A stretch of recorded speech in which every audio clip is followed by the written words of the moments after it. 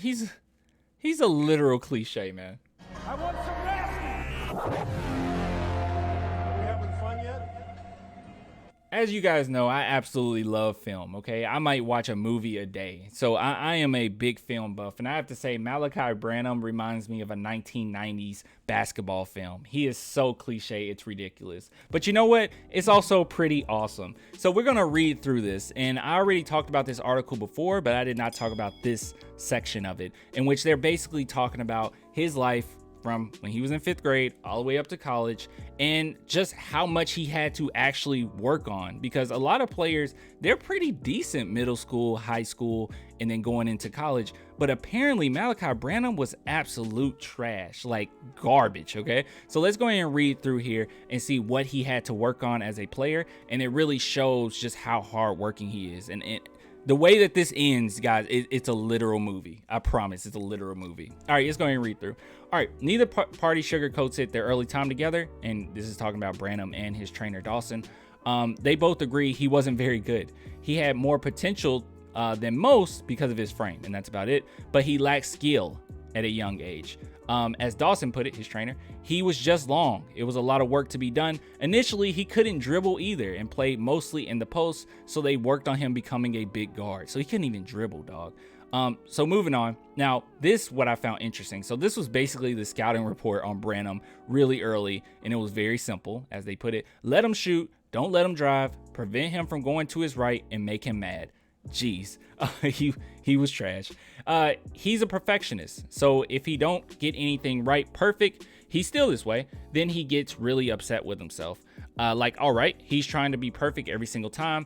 That kind of motivates him to kind of do more. Now, this is actually pretty interesting because, as you know, he is one of the most fundamentally sound players that was in this last draft. So the fact that he did start off so bad and he couldn't even dribble just speaks volumes of his hard work.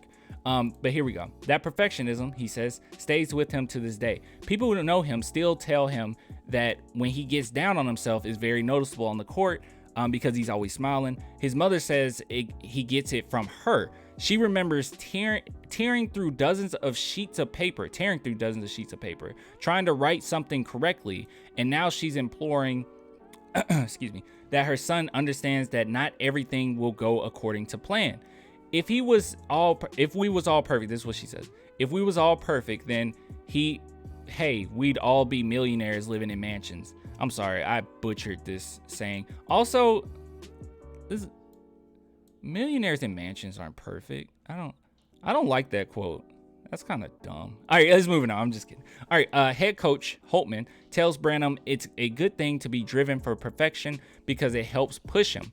But he also says that Branham has to learn to handle it in a certain way. Now, this is what Branham had to say. When I was younger, it got bad, though. I'd miss one shot and I'd be mad. When I was younger, it was horrible. It got better over the years, but it just needs to keep getting better. All right, so let's go ahead and move on. Now, this is where we're getting in movie territory, okay?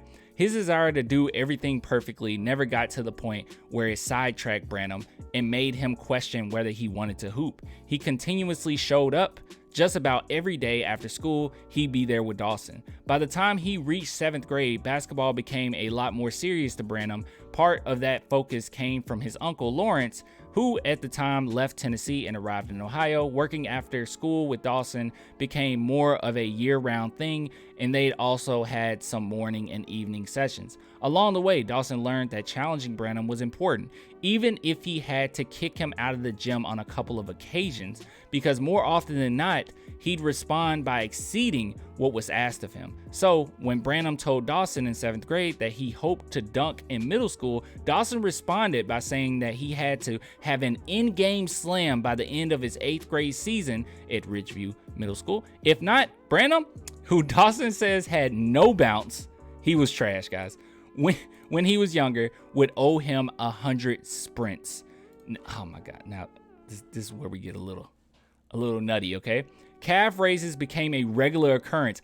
500 before a workout, 500 after a workout. He did them every day. Most of his 8th grade season passed without any dunks. Oh my goodness. He started to be able to do them in the workouts, but he had yet to pull one off in live game.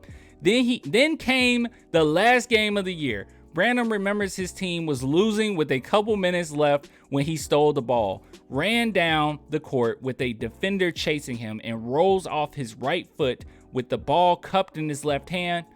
Here we go. When I got up, the dude jumped and I dunked on him. It's my first dunk and my first body. This is a Disney movie. This is an absolute Disney movie. This is ridiculous. Dawson responded with delight. You don't have to dunk on him, but he did anyway. I knew he was going to play Division I after he dunked on the kid in 8th grade. When I tell you to go get an in-game dunk and you find a body to go get an in-game dunk, you're going to be pretty special. So I'm just going to stop there. Obviously, some other things came up where he wanted to play for varsity. He worked really hard to play for varsity and he made it to varsity, but that's the boring stuff. This, I think, is an incredible story. The fact that he had no bounce, he had no dribble initially, he was absolute garbage, absolute trash, but he managed to work so hard to the point where he had a literal movie moment where he couldn't even dunk, but he worked so hard at dunking and he could do it in workouts. And he said, well, you got to get one in live game. And his first dunk is a poster. Look, I'm really excited for Malaki Branham. I think this is a pretty special story. And I think that he's going to continue to beat the odds initially because I absolutely love some of the things that we've been getting from him.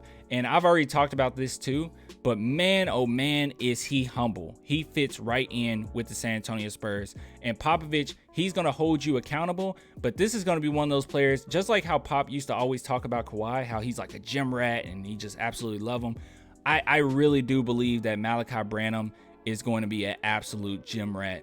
And Pop, he might end up being one of Pop's favorites. I'll just be real with you guys. At the very least, he's going to be Spurs fans' favorite. But I'll get with you guys later, man. If you want to support the channel, only $2 a month. Patreon, YouTube links below. But yeah, let me know what you think in the comments. Until next time, deuces.